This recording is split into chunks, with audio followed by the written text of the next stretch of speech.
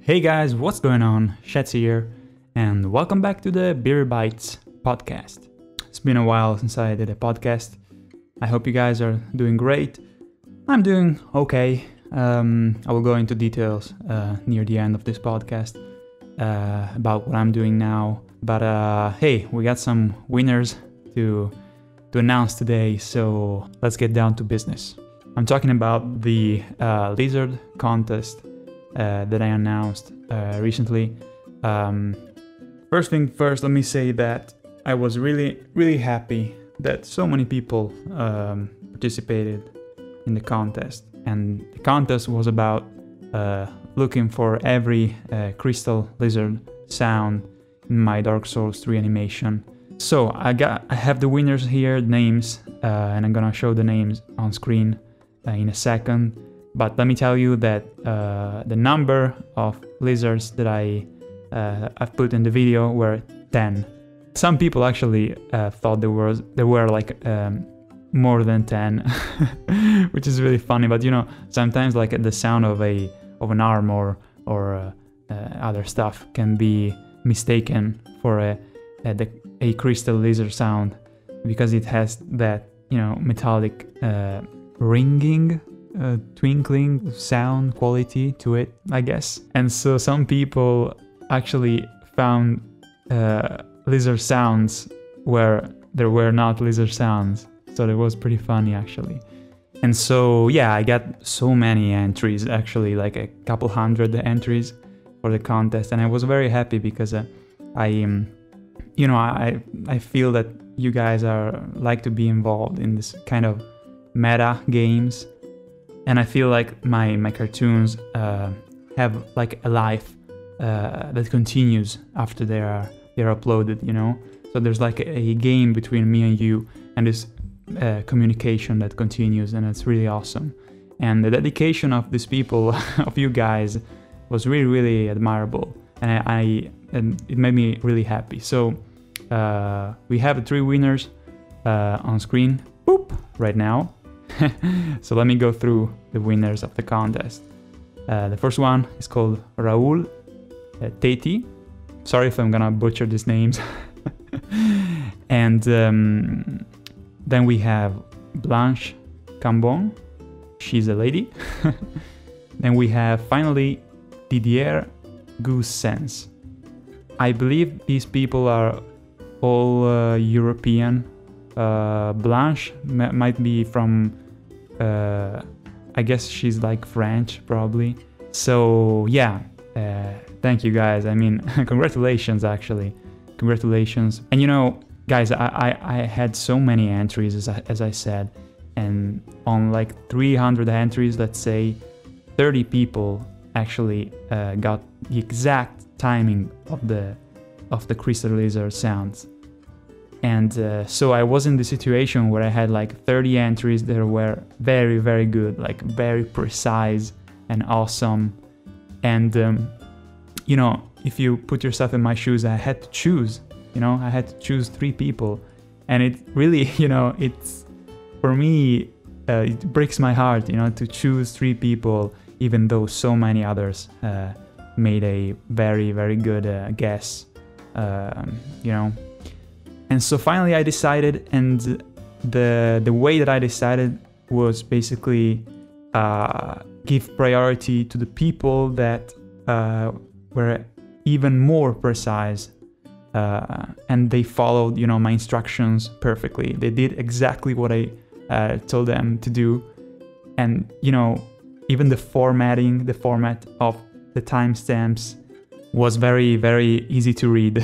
So for me, checking the contest entries was very easy because of these people, because they made it easy for me, you know, and I really appreciated that, you know.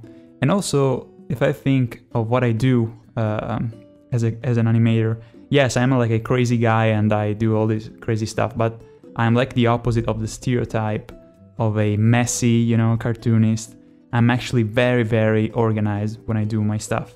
And, you know, if I wasn't organized, I wouldn't have made not even a one cartoon right now. because when you're dealing with all, you know, sounds and music and animations and backgrounds, all this different stuff, you have to be very organized. So I appreciate very much that these people show me that they are very dedicated and organized too, and precise, you know, and they really care. That's the main thing, you know, they care. And so guys, seriously, congratulations and thank you for participating. As I said, I had to narrow down to 3 people, but I you know, if I had the financial possibility, I would send t-shirts all over the world. And so I will contact you guys via message, and I will contact Pixel Cotton, which is this website that produced these shirts, and I will contact them on Monday, and then you will receive the shirts soon, okay? And I will absolutely love if you guys made like a photo of you wearing the shirt. And if you do take a photo, please send it to me via Twitter or Facebook, or, you know, whatever you prefer, and I will do a post on Facebook, and I will show you guys wearing the shirts. That will be so cool. So next topic, let's talk about a little bit about Final Fantasy 15. So next week on the 26th, which is a Friday, I will do the announcement video. So you will have, like, you know, a look into the animation that I'm doing, and I'm gonna show some stuff that I did until now. Not gonna show too much, you know, as usual, because I don't want to spoil it. But I can tell you now that weeks ago I finished the storyboards, so I have all the story, you know, all the visuals pinned down, and also I finished also sketching in digital the entire cartoon. Okay, so the whole cartoon right now is actually kind of ready if you think about it. Obviously I don't have the characters talking and stuff, because that's like the almost the last step, you know, of the entire process. But what I have to do now is basically trace the definitive version of every scene over the sketches, and also add the colors. And so, considering where I am right now, I'm actually very happy and satisfied that I was able to finish all the sketches already, you know, in such a short time. So I plan to release the new cartoon next month, in theory, you know. I had all the jokes and all the scenes very clear in my mind, so maybe because of that I was able to get, you know, shit done quickly, and that's awesome. So you guys will not have too much to wait, you know. Oh yeah, let me say something about Final Fantasy 15. I was thinking the other day about the game itself, and you know, if you haven't played the game, I absolutely suggest you to. I definitely recommend to play it. And I'm not saying that because of my parody, you know, because if you will watch my parody, you will still understand basically everything, because you don't have to know everything about the plot and stuff. I'm saying in general, you know, I think it's a good game. When you play it, you just have the time of your fucking life, seriously. But I heard of many people that were like disappointed by the story, for example, and that comes also from the fact that the game was delayed so many times and it had many changes and stuff. And, you know, I agree that some part of the plot are maybe, you know, are missing something, but just in general, you know, you get so attached to the characters and the way that they are portrayed, you know, and the story just in general, it's very epic, you know, and so it's very exciting. And I really loved it, so I totally understand that some people found some flaws in the game, and I'm super okay with that. But just in general, you know, I loved it very much, so I hope you guys will love it too, if you have the chance to play it, you know. And I'm not a super fan of RPGs. I'm not like an RPG fan, but even though I'm not a fan, I was like super into this game because it has so much content, and you know, it has some easy stuff, and also it gives you a lot of challenge. So you have the entire spectrum of stuff to do, and you know, it's really, really awesome, actually. It's one of the best RPGs that I played after The Witcher 3. And usually when I play RPGs, I tend to play a little bit and then I kinda leave it, leave after a while, because it doesn't, keep my attention very much. And also I don't have too much time to play games anyway, But this one actually I really loved it. So again, I really recommend it. And if you played it, let me know in the comments, okay? I want to start a little bit of a discussion about the game, what you liked and what you didn't like. I would love to hear your opinions. Let me also remember that you can help me make this cartoon by becoming one of my Patreons. Every donation, even $1, helps me immensely. And speaking of Patreon and that kind of stuff, just to update you guys on the situation, YouTube is still going so, though it's not that bad as it was like a month ago. But of course, given the type of content that I do, it's still not enough to be safe. That's why I really rely on Patreon. And also, in this parody in particular, I have so many characters, and so I have to hire many voice actors to do every part, I can't have like so many different characters and do the voices that sound all the same, I want to also, as a personal goal, I want to involve as many people as I can. And it's also, a good thing to do, to involve people, because you create, a connection with other people, and maybe they're happy and then they come back again on the new cartoon. So yeah, that's why I'm relying a lot on Patreons right now. So let's go ahead to the final topic. And the last topic is actually about the Switch and also about Resident Evil 7. So about the Switch, I don't know if you guys read my messages on Facebook or Twitter, but I was scammed by an asshole that sold me a Switch, a used but almost brand new Switch, on a Craigslist-like website here in Italy. And he got the money and then he disappeared. So I was very angry. Long story short, I can't do nothing, so I was super angry, and then I guess karma kinda worked for me. It's karma, bitch, and even though I lost $230, which is fucking I can't even think about it, I get angry again. But in my hometown, they had a super discount at a store, and they had the Switch for basically $100 less, And so I thought, okay, now it's the time to get the Switch, So I got the Switch, but I didn't get Zelda because they finished it. They didn't have it anymore. So I got Mario Kart 8 Deluxe, and I played Mario Kart 8 to death on the Wii U, so I already know the game. But let me say something about the Switch. Let me give you some impressions. The thing that really, it's mind-boggling for me, is that for the first time Nintendo did something very ballsy in terms of hardware, because you have this slick, very well constructed tablet that can play open world games, and also Mario Kart 8, which is very, very demanding in terms of graphics.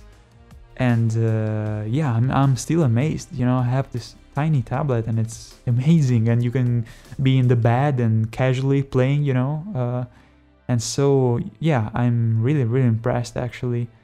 And also the design is very awesome. It's like for the first time that I buy a Nintendo something that doesn't have that toy feeling about it. It's not like a plastic toy.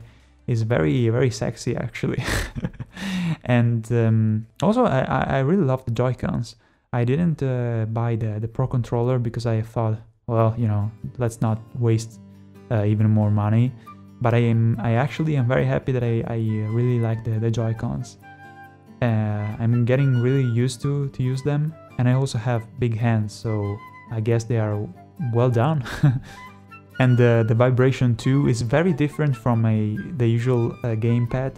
It's like more subtle, but it kind of feels like it has a bigger range of vibration.